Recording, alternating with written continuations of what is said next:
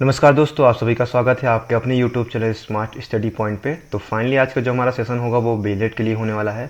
तो बीएलएड में आप लोग जैसा कि आप लोगों को पता है कि हमारा लगातार सेशन चल रहा है, तो आपको पता होगा कि टोटल जो बीएलएड में क्वेश्चन पूछे जाते हैं वो 100 होते हैं। तो 100 में 25 जीके और करंट अफेयर्स होता है, 25 इंग्लिश होती है और 25 उसमें आपको करंट अफेयर्स का मिल जाएगा प्लस जीके, और 25 रीजनिंग का, 25 मैथ्स का प्लस 25 इंग्लिश का, यानी टोटल मिला के आपके 100 क्वेश्चंस होते हैं। ठीक है।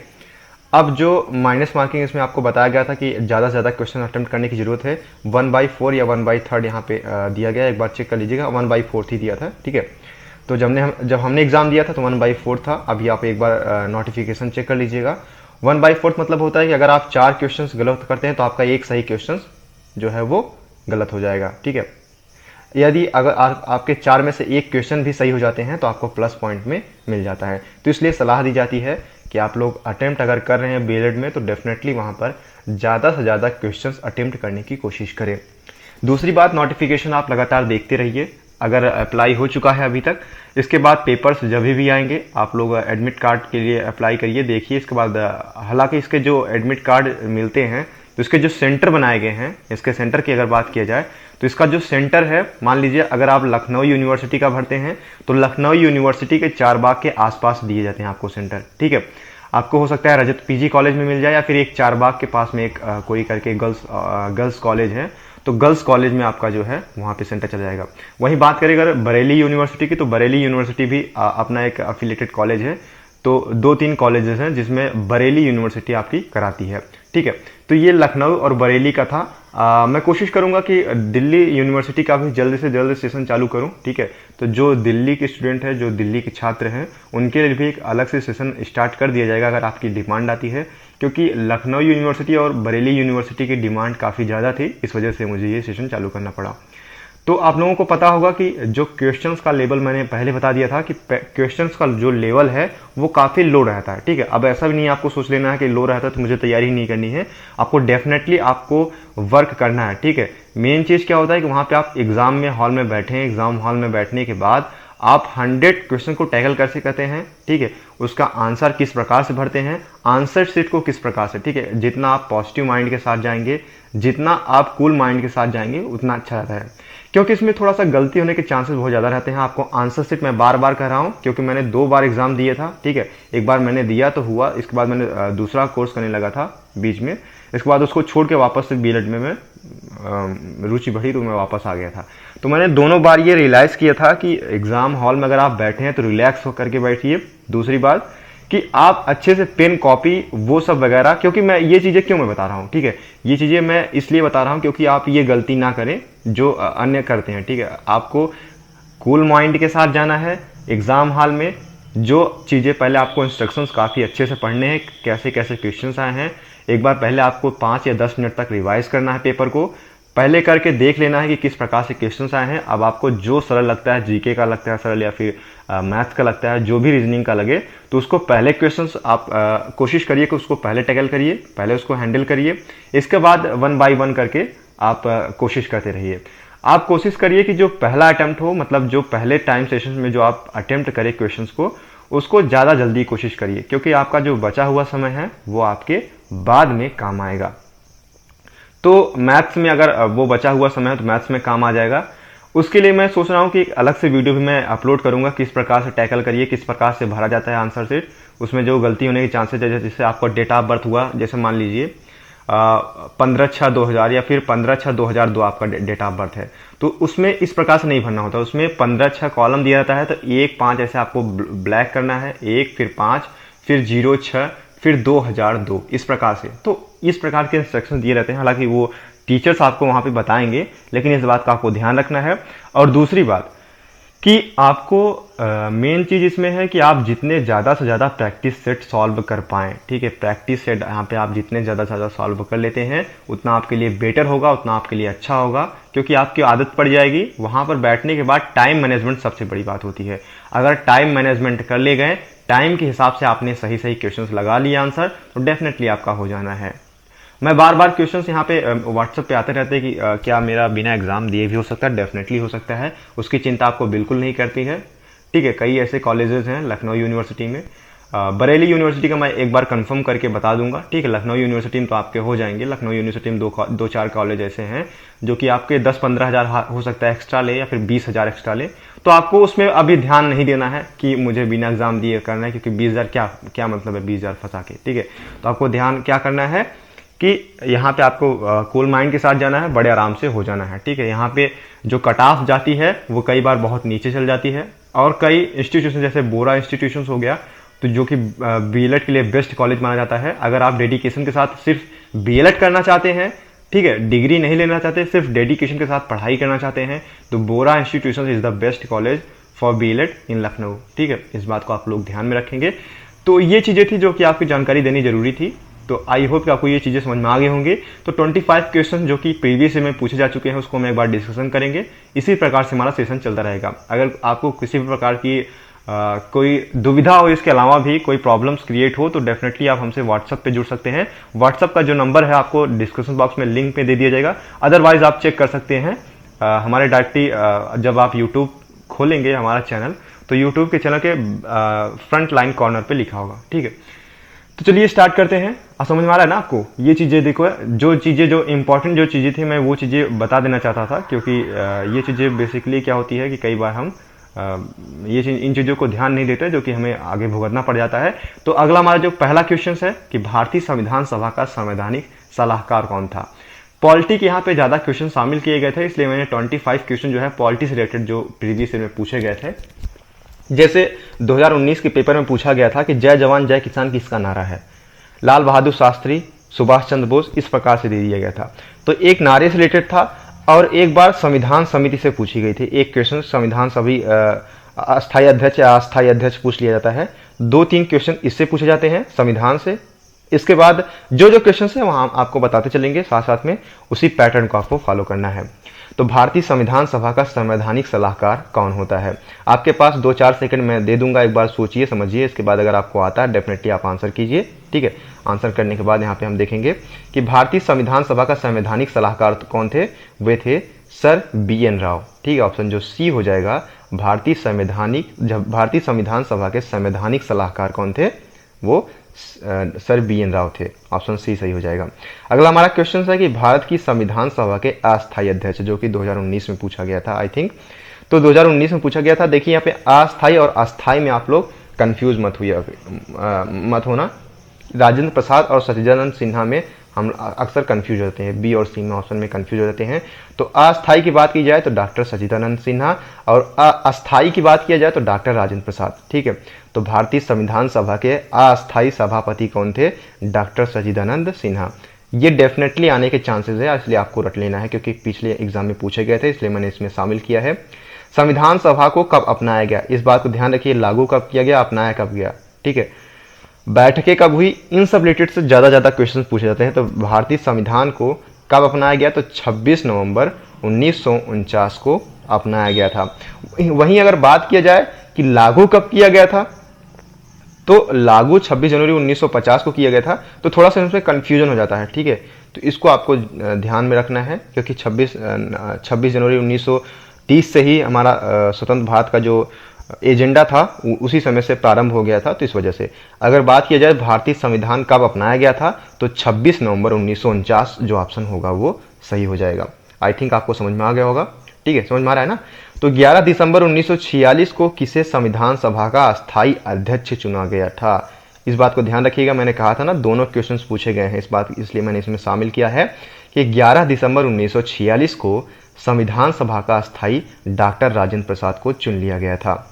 वहीं अगले क्वेश्चंस की बात किया जाए, भारतीय संविधान सभा की प्रारूप समिति, डेफिनेटली ये पूछा गया है 2019 के प्रश्न पत्र में कि ड्राफ्टिंग कमेटी के अध्यक्ष कौन थे। आपको पता होगा डॉक्टर भीमराव अंबेडकर जो थे वो भारतीय संविधान सभा के प्रारूप समिति यानी ड्राफ्टिंग कमेटी के अध्यक्ष के रूप थे, ठीक है। तो ऑप्शन ए हमारा सही हो जाएगा। अगला हमारा क्वेश्चन है कि भारतीय संविधान के अनुच्छेद 1 में क्या है। भारतीय संविधान के अनुच्छेद 1 में कई बार इससे पूछ लिया जाता है, तो आपको सभी को पता होगा, अगर आपने थोड़ा बहुत पढ़ा है तो आपको ये चीजें पता होंगी। तो ऑप्शन जो बी होगा, राज्यों का संघ यानी यूनियंस ऑफ स्टेट्स, ठीक है। भारत जो है वो राज्यों का संघ कहा गया है अनुच्छेद 1 में आपको पता होना चाहिए। तो भारतीय संविधान के अनुच्छेद 1 में क्या कहा गया है कि भारत राज्यों का संघ है या फिर राज्यों का संघ के बारे में बताया गया है। अगला हमारा क्वेश्चन बात किया जाए तो लिखित संविधान की अवधारणा सबसे पहले किस देश ने पेश की थी। इस बात को ध्यान रखिएगा कि लिखित होता है, एक लिखित संविधान होता है और एक अलिखित संविधान होता है। हालांकि इस रिलेटेड अभी क्वेश्चंस कोई भी नहीं आया है, लेकिन मैंने शामिल कर लिया क्योंकि पूछे जाने के चांसेस हैं।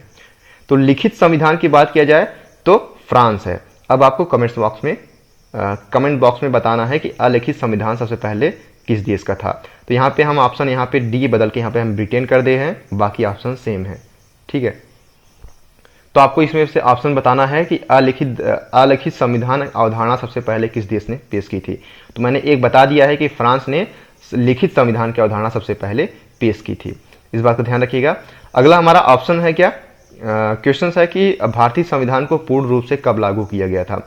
मैंने देखे अभी कहा था ना कि दोनों क्वेश्चन इंपॉर्टेंट, हालांकि पूछा गया था कि अपनाया कब गया था तो 26 जनवरी 1949 को, लेकिन कंफ्यूजन थोड़ा इसमें हो जाता है कि लागू कब किया गया था। पूर्ण रूप से अगर लागू करने की बात आती है तो पूर्ण रूप से 26 जनवरी 1950 को लागू किया गया था।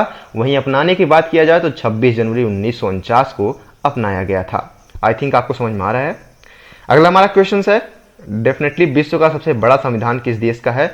ये 2018 के पेपर में पूछा गया पॉलिटी सेगमेंट का क्वेश्चन है कि विश्व का सबसे बड़ा संविधान किस देश का है। तो आपको पता होना चाहिए कि भारत का। ठीक है, आपको पता होना चाहिए भारत का। जैसे अगर मूल संविधान बात किया जाए 395 अनुच्छेद, ठीक है, तो उस प्रकार से थे, लेकिन वर्तमान समय में अगर बात किया जाए 465 अनुच्छेद है, कुछ उसके सेगमेंट है ए बी करके। तो उस प्रकार से आप एक बार देख लीजिएगा कि विश्व का सबसे बड़ा संविधान किस देश का है, तो भारत का है। वहीं अगर बात किया जाए कि भारतीय संविधान में शामिल नीति निर्देशक सिद्धांत यानी directive principles of state policy किस देश के संविधान से लिया गया है। हालांकि ये क्वेश्चन अभी पूछा नहीं गया अभी तक, लेकिन पूछे जाने के चांसेस इसके हैं। तो भारतीय संविधान में जो नीति निर्देशक सिद्धांत है यानी directive principles of state policy है, वो किस देश के संविधान से लिया गया है, तो आयरलैंड। आपको पता होगा, जो छोटी छोटी चीजें हैं आपको पता होनी चाहिए, क्योंकि अगर इससे रिलेटेड क्वेश्चन कोई भी 4-5 क्वेश्चन बहुत होते हैं पॉलिटी के, ठीक है, 5 क्वेश्चन से कम आते हैं, मैक्सिमम जो है वो 8 क्वेश्चन आ सकते हैं। ठीक है, तो 5-4 का रेशियो इसी प्रकार से होता है पॉलिटी का। तो आपको इस बात को ध्यान रखना है। तो पॉलिटी सेगमेंट हम एक बार क्लियर करेंगे, इसके बाद हम यहाँ पे ज्योग्राफी लाएंगे, ज्योग्राफी के बाद हिस्ट्री लाएंगे। ठीक है, हिस्ट्री के लाने के बाद जो करंट अफेयर्स है उसको हम डिस्कशन करेंगे।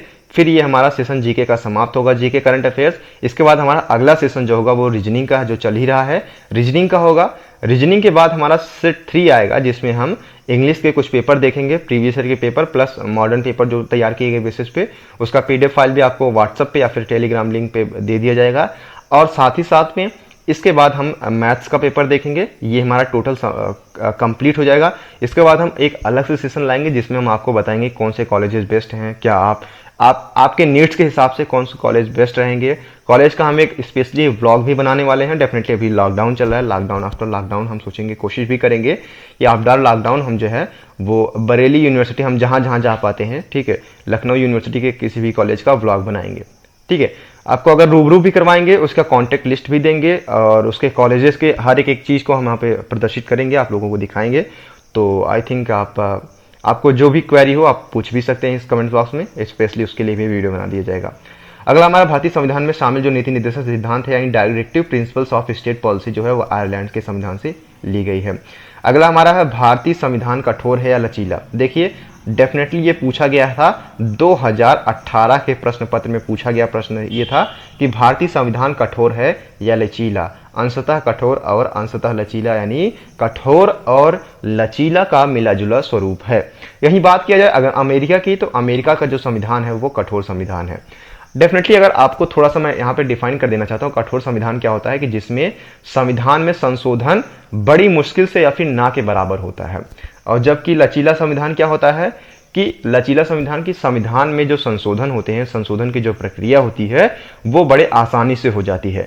तो भारत ये इन दोनों का मिला जुला रूप है, यानी कुछ प्रावधानों में ऐसी बातें कही गई हैं जिसमें बड़ी आसानी के साथ में संविधान में संशोधन किए जा सकते हैं, लेकिन कुछ प्रावधान ऐसे हैं संविधान में जिनमें संशोधन करना बड़ी मुश्किल होती है। ठीक है, तो इस प्रकार से अंशतः कठोर और लचीला का मिला जुला रूप हमारा भारत का संविधान है। अगला हमारा है कि स्वतंत्र भारत के प्रथम कानून मंत्री कौन थे। हालांकि इससे रिलेटेड अभी कोई क्वेश्चन नहीं पूछे गए हैं, लेकिन पूछे जाने के चांसेस है। तो डॉक्टर भीमराव अंबेडकर जो थे वो स्वतंत्र भारत के प्रथम कानून मंत्री थे। ऑप्शन ए हमारा सही हो जाएगा। अगला हमारा है कि भारतीय गीत जो है जनगण मन को भारत के राष्ट्रगान के रूप में किस वर्ष नामित किया गया था। हालांकि इससे जो इस रिलेटेड अभी क्वेश्चंस नहीं पूछे गए हैं, इसमें पूछा गया था कि वंदे मातरम के लेखक कौन है। ठीक है, ये पूछा गया था, मुझे आई थिंक थोड़ा सा कंफ्यूज हूँ, लेकिन ये क्वेश्चन पूछा गया कि वंदे मातरम के लेखक कौन है। आप लोगों को याद कर लेना है कि वंदे मातरम के बंकिम चंद्र चटर्जी। ठीक है, ऐसे इस प्रकार से ऑप्शन दे दिया जाएगा कि रविन्द्रनाथ टैगोर, बंकिम चटर्जी। तो इस प्रकार से ऑप्शन आपको कंफ्यूज करने के लिए दे दिए जाएंगे। जनगण मन के आपको भी याद कर लेना है। ठीक है, तो भारतीय गीत है जनगण मन के राष्ट्रगान के रूप में किस वर्ष स्वीकृत किया गया था। हालांकि आप लोगों को याद कर लेना 24 जनवरी 1950 को स्वीकृत किया गया था। 24 जनवरी 1950 को भारतीय गीत जनगण मन भारत के राष्ट्रगान के रूप में स्वीकृत यानी स्वीकार किया गया था। आपको ध्यान रखना है। अगला हमारा है निम्नलिखित में से किस अधिकार को डॉक्टर भीमराव अंबेडकर ने संविधान का हृदय और आत्मा कहा था। मोस्ट इंपॉर्टेंट क्वेश्चन है। आपको इस प्रकार से पूछे गए थे 2019 के प्रश्न पत्र में। साफ साफ मुझे याद है कि संविधान की कुंजी किसे कहते हैं। तो उसमें दे दिया गया था कि देखिए कई तमाम प्रकार के दिए गए, तो उसमें एक प्रस्तावना भी थी, तो जो ऑप्शन सही हो जाएगा। अब देखिए निम्नलिखित में से किस अधिकार को डॉक्टर भीमराव अंबेडकर ने संविधान का हृदय और आत्मा कहा था। तो ये भी क्वेश्चन आई थिंक पूछा गया है। कब पूछा गया है ये मैंने शायद प्रीवियस ईयर के पेपर देखे थे, जिसमें मैंने एक बुक लिस्ट खरीदी थी, तो उसमें पूछा गया था, लेकिन 2018-19 में नहीं पूछा गया है। तो संवैधानिक उपचार का अधिकार जो कि अनुच्छेद 32 है, यानी the right to constitutional remedies, जो कि संवैधानिक उपचार का अधिकार है, इसको डॉक्टर भीमराव अंबेडकर ने संविधान का हृदय और आत्मा कहा था। ठीक है, ऑप्शन हमारा बी जो होगा वो सही हो जाएगा। अगला हमारा क्वेश्चन की बात किया तो भारतीय संविधान में मूलभूत अधिकारों यानी फंडामेंटल राइट्स किस देश के संविधान से लिया गया है। तो भारतीय संविधान में मूलभूत अधिकार फंडामेंटल राइट्स किस देश के संविधान से लिया गया है, आपको पता होना चाहिए। तो मौलिक जो मूलभूत अधिकार है यानी फंडामेंटल राइट है, वो अमेरिका के संविधान से लिया गया। ऑप्शन ए हमारा जो होगा वो सही हो जाएगा। अगला हमारा क्वेश्चन है निम्नलिखित में से कौन सा संशोधन अधिनियम मिनी संविधान के नाम से जाना जाता है। आपको पता होना चाहिए कि मिनी कॉन्स्टिट्यूशन के नाम से किस संविधान संशोधन को जाना जाता है। 42वां संविधान संशोधन जो कि 1976 में हुआ था। अब देखिए, अब इस बार से शायद मैंने प्रीवियस ईयर के पेपर में देखा था, जो कि मेरे पास बुक लिस्ट है, तो उसमें बताया गया था कि 42वां संविधान संशोधन कब हुआ था। उसमें इस प्रकार से क्वेश्चन घुमा के पूछा था। हालांकि अभी ये क्वेश्चन नहीं पूछा गया है, लेकिन उसमें ये पूछा गया था कि 42वां संविधान संशोधन कब हुआ था। तो 1976 में हुआ था, जिसे मिनी संविधान या फिर मिनी कॉन्स्टिट्यूशन भी कहते हैं। बात करें वहीं 44वां संविधान संशोधन तो 1978 में हुआ था। इस बात को आपको ध्यान में रखना है। ठीक है, समझ में आ रहा है ये चीजें। आई थिंक आपको ये चीजें समझ में आ रही होगी। अगली बात करते हैं। अगला बात हमारा क्वेश्चन है कि निम्नलिखित में से कौन सा मौलिक अधिकार नहीं है। डेफिनेटली ये देखिए, जो कि धार्मिक स्वतंत्रता का अधिकार, समानता का अधिकार और शोषण के विरुद्ध अधिकार। तो समानता 14 से 18, शोषण के विरुद्ध 18 से 22, तो वो चीजें आपको ध्यान में रखनी है। 25 से 28 धार्मिक स्वतंत्रता का अधिकार, तो ये सब चीजें हैं। ठीक है, आपको अनुच्छेद नहीं याद करने हैं, डेफिनेटली ये चीजें याद करनी है। संविधान जो संपत्ति का अधिकार था उसको हटा दिया गया था। ठीक है, अब किस संविधान संशोधन के द्वारा संपत्ति के अधिकार को हटाया गया और किस सन में हटाया गया है, ये मैं एक्सपेक्ट करता हूं कि आप लोग डेफिनेटली कमेंट बॉक्स में, 2 क्वेश्चन मैंने पूछे, दोनों क्वेश्चंस का आप जवाब जो है वो कमेंट बॉक्स में जरूर दिया कीजिए। देखिए, आपकी भागीदारी रहेगी तो मुझे भी इंटरेस्ट रहेगा कि हाँ आप लोग जो मैं वीडियो डाल रहा हूँ उस पर अच्छा रिस्पॉन्स आ रहा है, तो मैं वो चीज़ें पढ़ाऊंगा। नहीं तो अदरवाइज मैं ये जितने सेट्स हैं मैं सॉल्व करा के छोड़ दूंगा। अलग से मैं इस पर कोई फोकस अगर अच्छे, क्योंकि मैं अगर फोकस कर रहा हूँ डेफिनेटली किसी चीज़ पर, अगर मैं फोकस कर रहा हूँ, पढ़ा रहा हूँ या फिर कोई चीज़ें बता रहा हूँ प्रीवियस ईयर के पेपर, तो डेफिनेटली मुझे भी अच्छा लगता है अगर आप लोगों का रिस्पॉन्स अच्छा है, उस पर आप लोग रिस्पॉन्स या फिर कमेंट्स अच्छे करते हैं। डेफिनेटली ये सेशन लगातार चलेगा, व्लॉग भी बनेगा। अगर आप लोगों का इंटरेस्ट यहीं पे खत्म हो जाता है तो मैं भी ये सेट्स कराऊंगा। इसके बाद ये बेसिक नीड्स जो है वो, क्योंकि कुछ लोगों की डिमांड थी, उनकी वजह से मैं ये सेट्स खत्म करवा के इसके बाद ये चीज़ खत्म करके अगले कोई उस पर चलेंगे। ठीक है, अगर ठीक है, उसको हम ध्यान में नहीं देते हैं, बाद में अगला देखते हैं कि हमारे संविधान में न्यायिक पुनरावलोकन यानी जुडिशियल रिव्यू की अवधारणा किस देश के संविधान से ली गई है। यूनाइटेड स्टेट ऑफ अमेरिका, यानी हमारे देश का जो संविधान है, न्यायिक पुनरावलोकन या जुडिशली रिव्यू की अवधारणा किस देश के संविधान से ली गई है?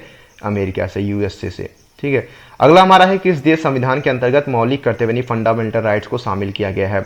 तो बलसावा संविधान संशोधन के अंतर्गत जो है वो मौलिक कर्तव्य को शामिल किया गया है। अस्पृश्यता यानी अनटचेबिलिटी संविधान के किस अनुच्छेद में का उल्लेख किया गया है? ये पूछा गया है, लेकिन किस सन में पूछा गया है मुझे पता नहीं है, मैंने देखा था। तो अनुच्छेद 17 को डेफिनेटली सभी को पता होगा। ठीक है, अनुच्छेद 17 के अंतर्गत अस्पृश्यता यानी अनटचेबिलिटी संविधान के किस अनुच्छेद में उल्लेख किया गया है? अनटचेबिलिटी यानी अस्पृश्यता का जो उल्लेख है वो अनुच्छेद 17 में किया गया है। अगला हमारा है कि चतुर्थ स्तंभ यानी फोर्थ स्टेट शब्द का प्रयोग निम्न में से किसे इंगित करता है? डेफिनेटली आपको प्रेस तथा समाचार पत्र, जो ऑप्शन सी हो जाएगा हमारा, वो सही होगा। ठीक है, आपको 4 स्तंभ बताए गए हैं, तो चौथा स्तंभ इसमें पूछा गया है। ये क्वेश्चन हालांकि नहीं पूछा गया है, लेकिन पूछे जाने के चांसेस 100% है। देखिए, इसमें जो भी क्वेश्चन शामिल किए गए हैं उनके पूछे जाने के 100% चांसेस है, इसलिए हमने शामिल किया है। अब पॉलिटी का अगला सेशन नहीं आएगा, ये लास्ट सेशन है, पहला और आखिरी सेशन है, जिसमें से क्वेश्चन घुमा फिरा के पूछे जाएंगे। आपको ध्यान रखना है, इसी से क्वेश्चंस आएंगे, इससे बाहर क्वेश्चंस नहीं आएंगे। एक नारे पर 2-3 क्वेश्चन पूछ लिए गए थे प्रीवियस ईयर में, इसलिए मैं नारे पर भी एक सेशन लूंगा अलग से, अदरवाइज इसका ये जो सेशन है वो लास्ट होगा, तो आपको इसको ध्यान से पढ़ना है।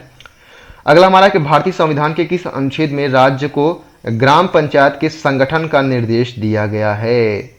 तो 1973 के संविधान संशोधन, आई थिंक अगर मैं गलत नहीं, एक बार आप लोग चेक कर लीजिएगा, 73वें संविधान संशोधन द्वारा 1993 में 1993 में जो है वो भारतीय संविधान के अंतर्गत ग्राम पंचायत का जो है उल्लेख किया गया था, तो अनुच्छेद 40 के अंतर्गत। ठीक है, अनुच्छेद 40 के अंतर्गत इसको जोड़ा गया था। पंचायती राज्य के 3 स्तरीय समिति का गठन किसके द्वारा किया गया था? तो पंचायती राज्य के 3 स्तरीय, इस बात का ध्यान रखिएगा।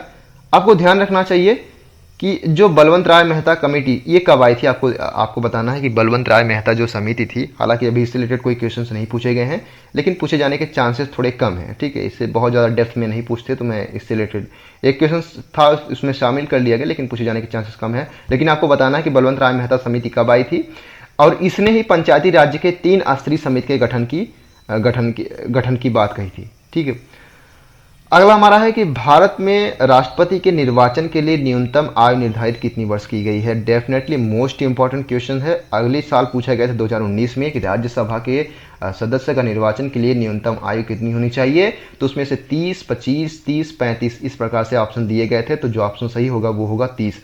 राज्यसभा के लिए 30 वर्ष है। ठीक है, लोकसभा के लिए 25 ईयर्स है। वहीं अगर बात किया जाए भारत के राष्ट्रपति के लिए तो 35 है। ठीक, इस बात का आपको ध्यान देना है कि राज्यसभा के लिए 30 वर्ष है, लोकसभा के लिए 25 वर्ष है, वहीं राष्ट्रपति के लिए 35 वर्ष आयु निर्धारित की गई है। अगला हमारा क्वेश्चन होगा कि आप बताइए कि प्रधानमंत्री बनने के लिए न्यूनतम आयु कितनी निर्धारित की गई है? आप लोग कमेंट्स बॉक्स में बताइएगा। तो भारत में राष्ट्रपति के निर्वाचन के लिए न्यूनतम आयु है वो है 35, ऑप्शन सी हमारा वो सही हो जाएगा। अगला हमारे भारत के कौन से राष्ट्रपति निर्विरोध चुने गए थे? तो डॉक्टर नीलम संजीव रेड्डी जो थे वो भारत के निर्विरोध राष्ट्रपति के रूप में चुने गए थे। आपको इस बात पर ध्यान रखना है। अगला है कि हमारा कि राष्ट्रपति को पद की शपथ कौन दिलाता है? तो राष्ट्रपति को पद की शपथ भारत का मुख्य न्यायाधीश। मोस्ट इंपॉर्टेंट क्वेश्चन पूछा गया अभी नहीं है, लेकिन पूछे जाने के चांसेस 100% है। भारत के मुख्य न्यायाधीश जो होता है और राष्ट्रपति को पद की शपथ दिलाता है। ऑप्शन सी हमारा सही हो जाएगा। अगला क्वेश्चन है कि राष्ट्रपति अपना त्यागपत्र किसे सौंपते हैं? तो राष्ट्रपति अपना त्यागपत्र किसे सौंपते हैं? तो राष्ट्रपति अपना जो है उपराष्ट्रपति को सौंपता है और उपराष्ट्रपति राष्ट्रपति को सौंपता है।